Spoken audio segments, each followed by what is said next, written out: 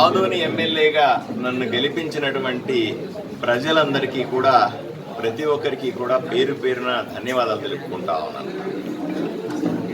మార్పు కావాలని, ఆదోనిలో స్వేచ్ఛ కావాలని, రౌడీయిజం గూండాయిజం ఉండకూడదని, కబ్జాలు ఉండకూడదని, ఆదోని అభివృద్ధి చెందాలని, ఆదోని ఊరు బాగుపడాలని ఈరోజు ప్రజలందరూ కూడా నాకు ఓటేశారు. వీళ్ళందరి అంచనాలకు తగ్గట్టుగా నేను రాబోయే 5 సంవత్సరాలు ఎమ్మెల్యేగా వాళ్ళకు సేవకుడిగా ఉంటానని మీ ద్వారా తెలియజేస్తా ఉన్నాను.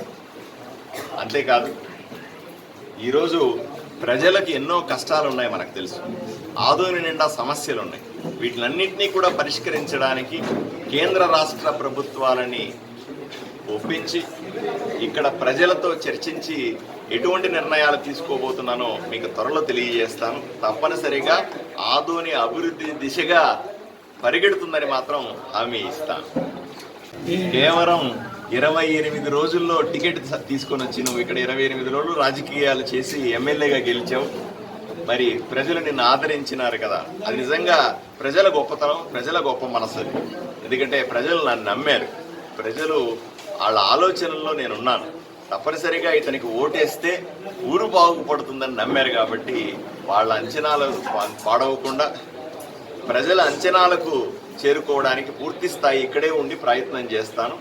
అందరికీ అందుబాటులో ఉంటాను, ఇక్కడే ఉంటాను. ప్రజలకు ఈ 5 సంవత్సరాలు కూడా ఏదైతే మార్పు కోసం ఓటేశారో ఆ మార్పు వచ్చిందనే అభిప్రాయాన్ని కల్పించడానికి ప్రయత్నం చేస్తాను. సార్, ఇప్పుడు మీరు కూడా ఎన్నికల ముందు ఎన్నో హామీలు ఇచ్చారు, ఎన్నో మాటలు చెప్పారు. ఓటు హక్కు కూడా ఇక్కడ ఆదోనిలో ఓటు హక్కు లేని మీరు ఇక్కడ ప్రజల ఓట్లతో గెలిచారు. అటువంటి ప్రజలకు మీరు ఏం చేస్తున్నారు, ఎలా చేస్తున్నారో చెప్పండి. అది మీరు చెప్పేది ఆదోని రాజకీయం. ఇప్పటిదాకా ఆదోని చరిత్రలో ఉన్న రాజకీయాన్ని స్పష్టంగా చెప్తా ఉన్నారు మీరు. ఎందుకంటే ఎన్నికలప్పుడు వస్తాము, ఏదో 4 మాటలు మాట్లాడతాం. ఎన్నికలు అయిన తర్వాత ఇంక మళ్ళీ పట్టించుకోవాల్సిన అవసరం లేదు. మళ్ళీ 5 ఏళ్ళ తర్వాత ఎన్నికలు వచ్చినప్పుడే మేము కనపడతాం, మేము దేవుళ్ళము, మేము ఎమ్మెల్యేలు కాదు అనేటువంటి సంస్కృతి గురించి మాట్లాడుతూ ఉన్నారు. నేను అలాంటి వ్యక్తిని కాదు, నేను సామాన్యుడిని. ఇప్పుడు ఎన్నికల పోలింగ్ అయిన తర్వాత కూడా నా వ్యవహార శైలిని ప్రజలందరూ కళ్ళతో చూశారు. నేను ఏ రోజు కూడా పోలింగ్ అయిపోయిందని విహారయాత్రలకు పోలేదు, పోలింగ్ అయిపోయిందని అక్కడ ఇక్కడ తిరగలేదు, కుటుంబాన్ని తీసుకొని విదేశాలకు పోలేదు, ఇంకోటి జలసాలు చేసుకోలేదు, ప్రజలకు కనబడకుండా పోలేదు.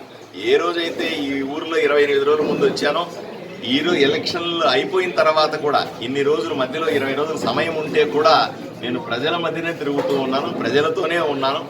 రాబోయే రోజుల్లో మీరు చూస్తారు. గతం నిన్నటి దాకా ఒక లెక్క, ఈ రోజు నుంచి ఇంకొక లెక్క. చరిత్ర గురించి దయచేసి మర్చిపోండి. రాబోయే మంచి రాజకీయాన్ని గురించి ఆస్వాదించమని ప్రజలందరినీ కూడా కోరుకుంటా ఉన్నాను. నిరంతరం నాకున్నటువంటి హాస్పిటల్స్ వాటిని కాపాడుకుంటూ ఉండాలి. నేను ఆ డబ్బులు ఖర్చు పెట్టి రాజకీయాలు చేయాలి. ఎందుకంటే నేను రాజకీయాల్లో ఇన్ని సంవత్సరాలుగా ₹1 రాజకీయంగా సంపాదించుకోలేదు. నేను ఏ రోజు కూడా అవినీతి పరుణ్ణి కాదు, అవినీతి పరుణ్ణి కాబోను. కాబట్టి అక్కడ వాళ్ళ పరిస్థితులు, ఇక్కడ నా పరిస్థితులు వేరేగా ఉంటాయి. తప్పనిసరిగా మంచి సందర్భాల్లో, శుభకార్యాలు జరిగినప్పుడు, మంచి కార్యక్రమాలు జరిగిన కష్టాల్లో సుఖాల్లో తప్పనిసరిగా నా కుటుంబం వచ్చి పాల్గొంటుంది. నాకు ఇక్కడ వసతి కూడా లేదు, ఇక్కడ ఇల్లు కూడా అంత కంఫర్టబుల్గా నాకు ఎవరు ఇవ్వలేదు. ఇల్లు కూడా చాలా వెతికాను, ప్రయత్నం చేశాను. కానీ ఆయన ఫోన్ చేశాడు, ఆయన కొడుకు ఫోన్ చేశాడు, ఆయన అనుచరుడు ఫోన్ చేశాడు, బెదిరించారు అనే పేర్ల మీద నాకు ఈ ఊరిలో మంచి ఇల్లు కూడా దొరకలేదు. ఓ పెద్ద ఇల్లు కావాలని కోరుకున్నాను. అందరూ కార్యకర్తలు వస్తారు, ఇలా ప్రెస్ మీట్లు పెట్టినప్పుడు కానీ లేదా కార్యకర్తలు వచ్చినప్పుడు 100 మంది 200 మంది కూర్చోవడానికి తగ్గట్టుగా కాంపౌండ్ ఉండాలని కోరుకున్నాను. అవన్నీ దొరకలేదు. ఇప్పుడు ఏదో చిన్న ఇంట్లో, ఎవరో ఇంట్లో నేను గెస్ట్గా ఉంటున్నాను. కాబట్టి త్వరలో ఇల్లు తీసుకుంటాను. ఇల్లు తీసుకున్న తర్వాత కుటుంబం కూడా వస్తుంది. నాకు ఇప్పుడు ఒక రూము, ఒక బాత్రూమ్ మాత్రమే ఉంది. ఆ రూమ్లో నేను నా కుటుంబాన్ని మొత్తం తీసుకొచ్చి అక్కడ పెట్టలేను కూడా. ఈ ఊళ్ళో హోటల్ అడిగితే కూడా నాకు ఇవ్వలేదు. ఎన్నికల సందర్భంలో హోటల్ అడిగితే కూడా నాకు ఎవరు ఇవ్వలేదు. కాబట్టి నా ఇబ్బందులు నాకున్నాయి. నేను పోట్లాడినాను. అలాగే నా ఇబ్బందుల్ని అన్నీ అధిగమించి ఈరోజు పోట్లాడినాను. ప్రజలు నన్ను ఆశీర్వదించినారు. ప్రజలు నాకు ఎమ్మెల్యే అనే ఉద్యోగాన్ని ఇచ్చారు. ఈరోజు తప్పనిసరిగా ఈరోజు వాళ్ళు నాకు వాడుకి ఇల్లు ఇస్తారనే నమ్మకం నాకుంది.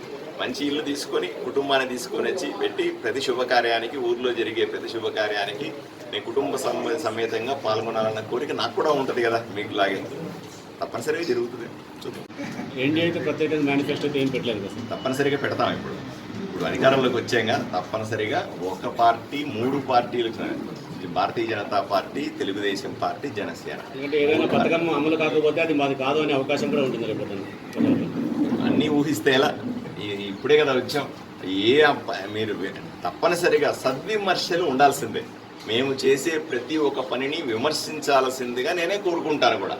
అయ్యా మీరు ఈ పని చేయాలి, ఈ పని చేయలేదు, మీరు ఈ పథకం పెట్టారు, దీంట్లో లోపాలు ఇవి, దీంట్లో తప్పులు ఇవి అని చెప్పాల్సిందే. చెప్పాల్సిన బాధ్యత అందరి మీద ఉంటుంది. కానీ ఆ సందర్భం వచ్చినప్పుడు మీరు అడగండి, నేను తప్పనిసరిగా మీకు సమాధానం చెప్పే స్థితిలోనే ఉంటానని మీకు అందరికీ తెలియజేస్తాను.